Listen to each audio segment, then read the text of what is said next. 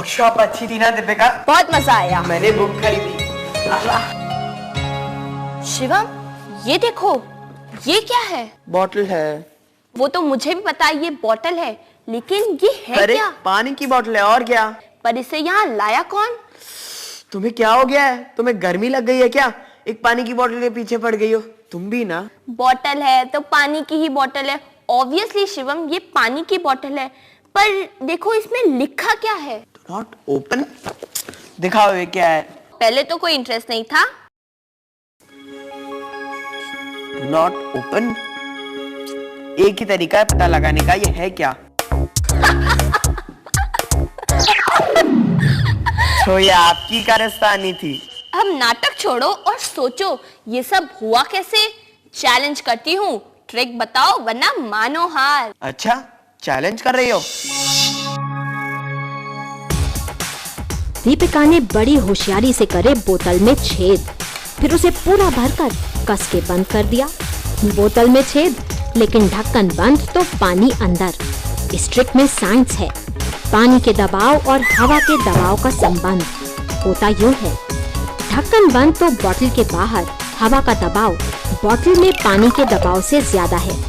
ये दबाव पानी को छेदों से बहने नहीं देता। ढक्कन ढीला करते ही हवा अंदर घुसती है।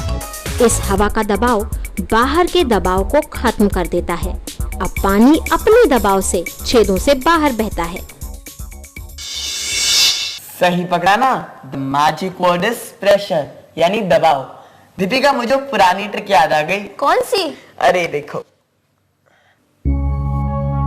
बहुत केयरफुली करना पड़ता है इस ट्रिक को। केयरफुल, कुछ भी हो सकता है। Yes, I have done it. Trick पुरानी जरूर है, लेकिन मजा हर बार आता है। शिवम, तुम्हें पता है ये हवा का दबाव इस कार्ड पेपर को ऊपर की ओर पुश करता है और ये पानी को नीचे गिरने से रोकता है। क्या ख्याल है? बिल्कुल सही, लेकिन फिलहाल मेरे दिमाग में एक और क्वेश्चन आ रहा है। हमारे चारों ओर हवा है, हवा में बल है, तो क्या हम हमेशा ये बल उठाए घूमते हैं? बोलो। सवाल में दम है, तो चलते हैं हम अपनी किट्टू के पास। चलो चले। अभी एक चीज दिखाती हूँ। ये कार्बोनेटेड ड्रिंक इसमें डाल देते हैं। दीपिका, थोड़ी सी किशमिश डालो अंदर।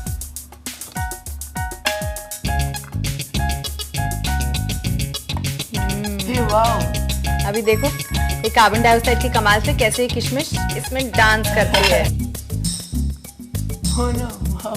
अरे ये तो ऊपर नीचे हो रही है। अब तुम दोनों बताओ, आज तुम दोनों के मन में क्या है? एक्चुअली केटू, हम जरा दबे हुए हैं। दबे हुए हैं? बस थोड़ी देर पहले हमने ये रियलाइज किया कि हर वक्त हम कितना सारा वजन उठाए घूमते हैं। ओ, एटमॉस्फेरिक प्रेशर की बात कर रहे हो? एटमॉस्फेरिक प्रेशर मतलब हवा का दबाव।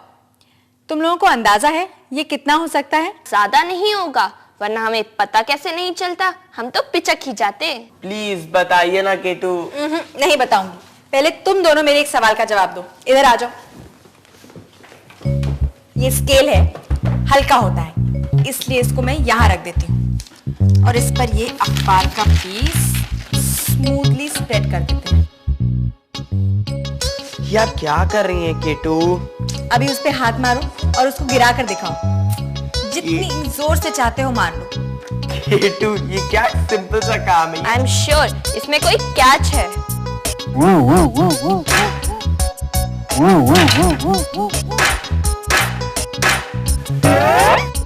I was right, इसमें कोई कैच है और वो कैच जुड़ा है एटमॉस्फेरिक प्रेशर से। Right Ketu? Absolutely right.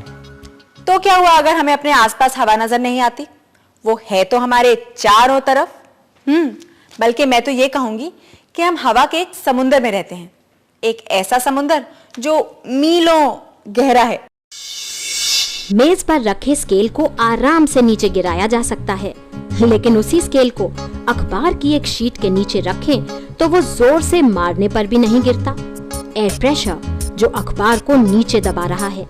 Scale को धीरे से उठाएं तो अखबार के नीचे हवा जाकर ऊपर और नीचे का प्रेशर बराबर कर देगी और स्केल आसानी से गिर जाएगा। अब इमेजिन करें कि हमारी पृथ्वी ने गैसों की एक चादर ओढ़ी हुई है। यही है हमारा वातावरण। गैसेस की एक ऐसी परत जो करीब 1600 किलोमीटर दूर फैली हुई है।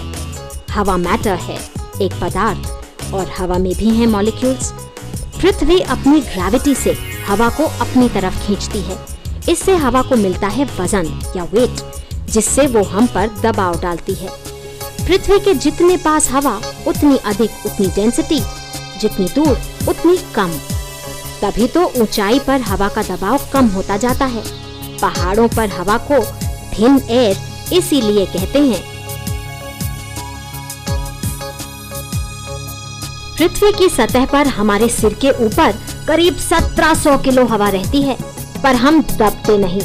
हम भी हवा को उतनी ही जोर से उल्टा धक्का मारते हैं। इनफैक्ट अगर आसपास की हवा को अचानक हटा दिया जाए तो हमारी आर्टरीज फट जाएंगी। अंतरिक्ष में हवा नहीं, दबाव भी नहीं, इसीलिए एस्ट्रोनॉट्स पहनते हैं special pressurised space suit.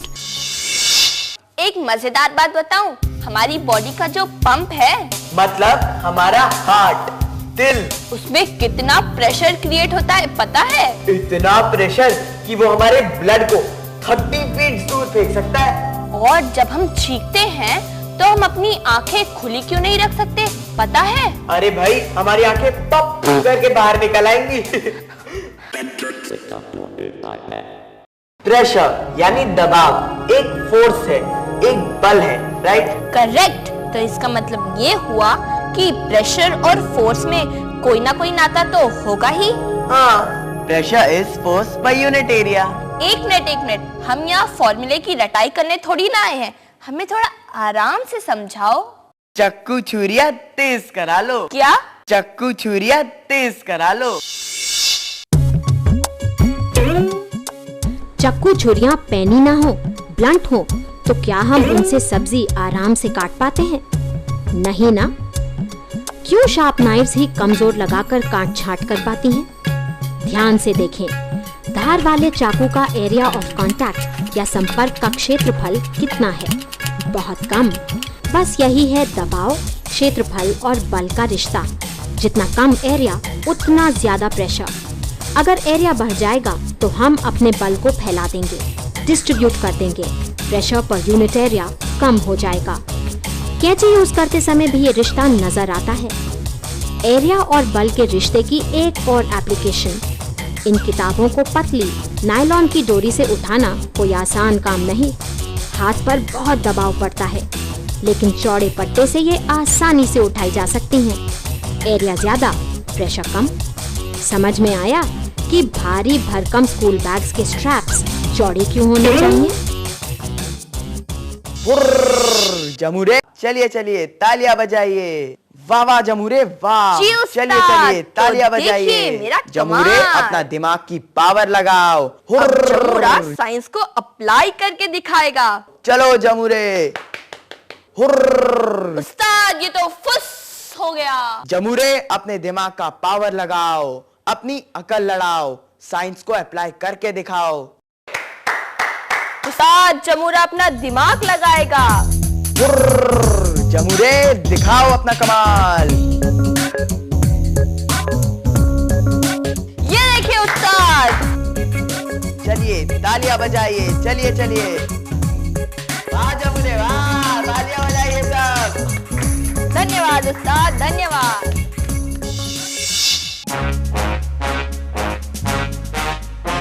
Asian elephant का वजन ऑन एन एवरेज 5 टन या 5000 किलो होता है, और इतना वजन उठाए घूमना कोई मजाक थोड़ी है। हाथी के पैर को देखिए, नीचे से गोल खंबे जैसा। हाथी का वजन इन्हीं 4 पैरों पर बराबरी से बढ़ जाता है। ना तो वो जमीन में धंसता है और ना ही अपने भार से दब जाता है। साइंटिस्ट्स ने पता किया है कि हाथी के पैर अगर इस आकार और इस साइज के ना होते तो हाथी के लिए जिंदा रहना असंभव हो जाता। वेट डिस्ट्रीब्यूट करके प्रेशर कम करने का मजेदार एग्जाम्पल है हाथी।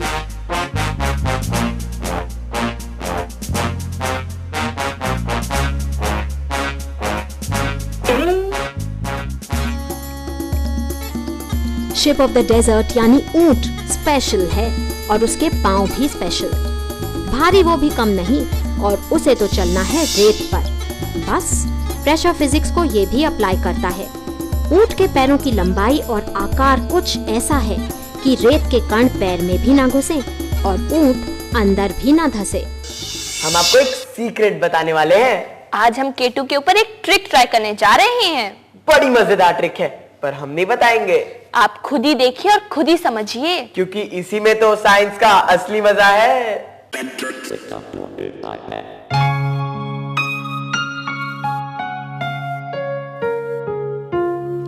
अरे बिल्कुल सही टाइम पे आए। प्रेशर की बात इसको समझे बिना बिल्कुल इनकम्प्लीट है। तुम दोनों सुन रहे हो ना मैं क्या कह रही हूँ? हाँ। सुन रहे हैं। वैसे हम लोग सोच रहे हैं कि आप ये क्या कर रही हैं। देखो, मैंने ये दोनों बलून्स एक ही हाइट पे टांगे हैं। अभी मुझे सोच कर बताना कि अगर मैं इन दो बलून्स के बीच में फूंक मारती हूँ तो क्या होगा? कितना सिंपल क्वेश्चन है केटू। ये बलून्स इतने लाइट है कि जब हम ब्लो करेंगे तो बाहर की तरफ जाएंगे। सोच कर बताना। अच्छा, सोचना छोड़िए, आप पहले ये लीजिए, हमने आपके लिए लेमनेड बनाया है। Oh how sweet. मैं लेमनेड पीती हूँ, तुम दोनों ये ट्राई करो। करो।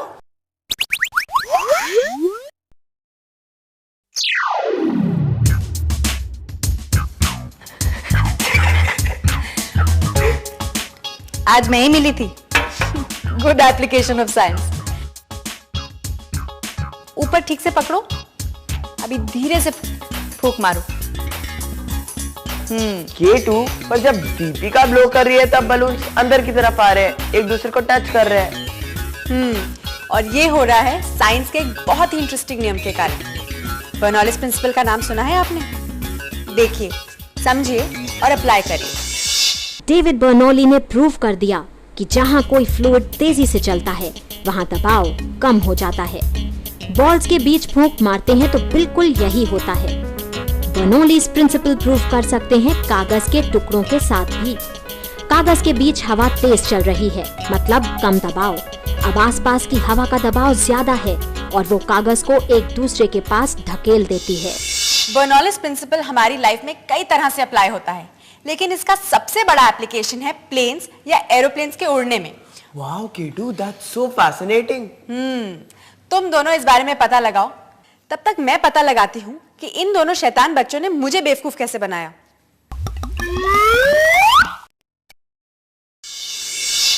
स्ट्रॉ में तो कर दिया था बच्चों ने छेद, और छेद वाले स्ट्रॉ से पानी ऊपर खींचा ही नहीं जा सकता। Simple science. स्ट्रॉ से कुछ पीते हैं तो हवा ही लिक्विड को धक्का देकर ऊपर चढ़ाती है। जब हम स्ट्रॉ को मुंह में रखकर ऊपर चूस रहे हैं तो स्ट्रॉ के अंदर हवा का दबाव कम हो रहा है। अब स्ट्रॉ के बाहर एयर प्रेशर ज्यादा है।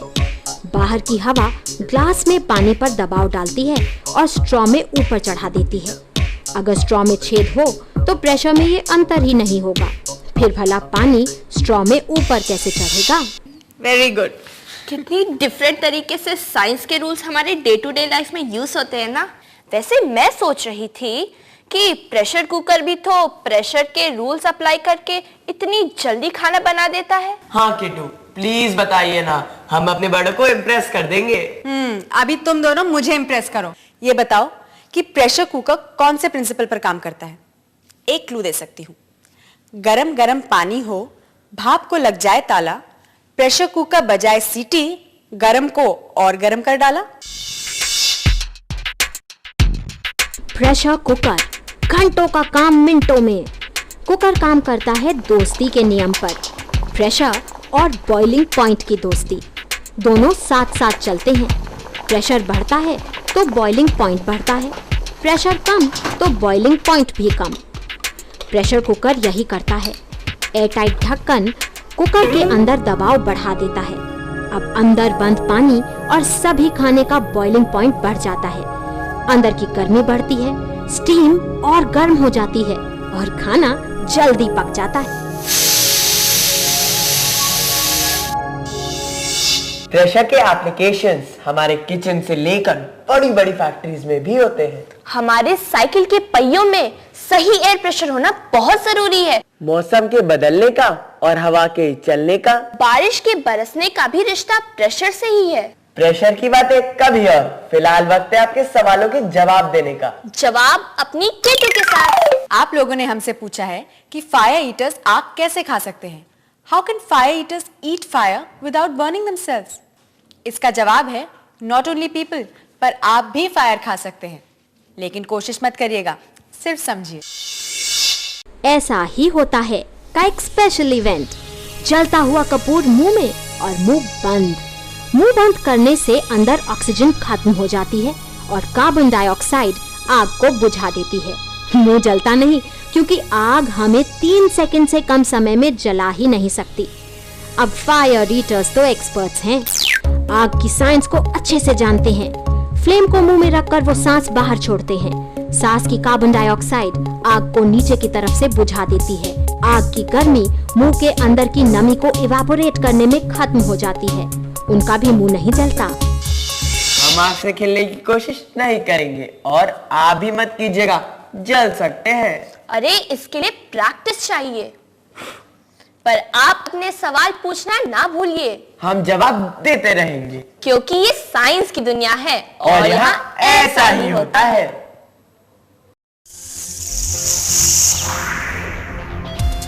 ऐसा ही होता